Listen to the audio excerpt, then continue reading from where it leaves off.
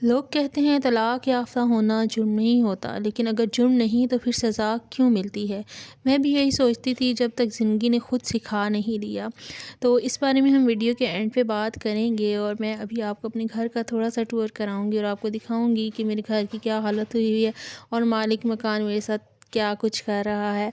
और मुझे लगता है कि शायद मैं अकेली हूँ जिसकी वजह से उसका रवैया ऐसा है। मेरे साथ कोई मर्द होता या कोई होता तो उसका रवैया ये ना होता। वालेकुम यूट्यूब फैमिली, कैसे हैं आप सब लोग। उम्मीद करती हैं सब खैर खैरियत से होंगे, जहाँ रहें खुश रहें आबाद रहें और हमें भी दुआ में याद रखें हम भी खैर खैरियत से हैं।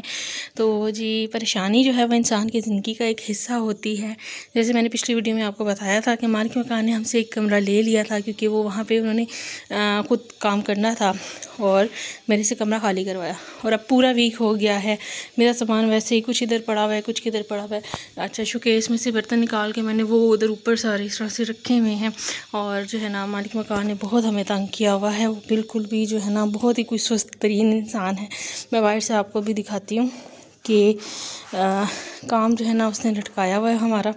यहाँ पे मैंने ये सोफ़ा रखा हुआ था। वो जो कमरा है सामने वो मालिक मकान ने हमें खाली करके देना था।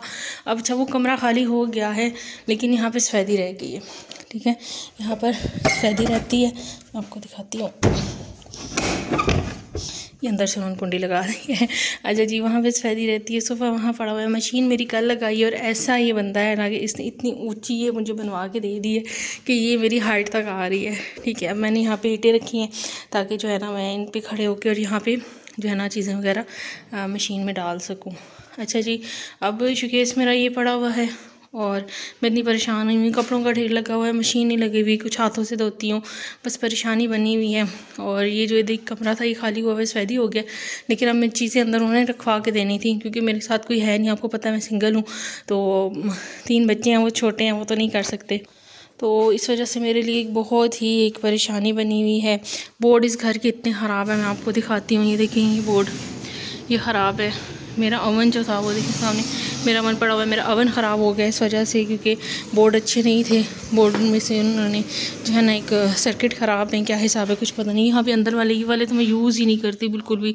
यहाँ से मेरी जो है ना लीड ख़राब हो चुकी है, तो मैंने बाहर से ये खिड़की में ये लेके आती हूँ एक तार, ये मैंने अब रखी हुई है। और इधर मैं कपड़े इस्त्री करती हूँ और ये बाहर लगाती हूँ। बाहर का एक बोर्ड कुछ बेहतर है। तो बस परेशानी है। कुछ लोग ज़िंदगी में ऐसे होते हैं कि बस सुस्त तरीन, मैं कह सकती हूँ। इनको क्या कहूँ, मुझे कुछ समझ नहीं आ रही कि मैं इनको क्या कहूँ।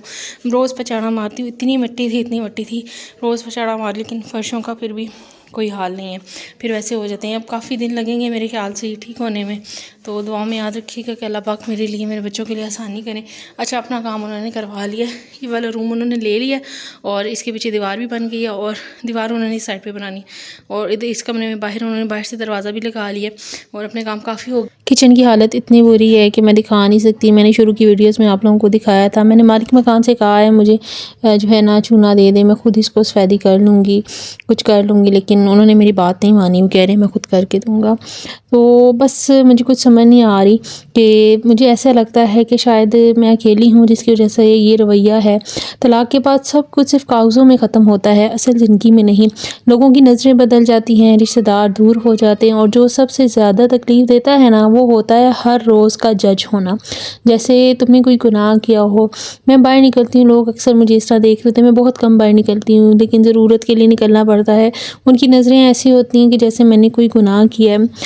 अगर तलाक जुर्म होता तो अल्लाह उसे हलाल ना करता। जुर्म तो शायद ये है कि हमने एक औरत को जीने नहीं देते। मैं तलाक याफ्ता हूँ लेकिन मैं कमज़ोर नहीं हूँ। अगर आपको मेरी वीडियो अच्छी लगी हो तो चैनल को सब्सक्राइब ज़रूर कीजिएगा, वीडियो को लाइक शेयर ज़रूर कीजिएगा। आपकी सपोर्ट की बहुत ज़्यादा ज़रूरत है।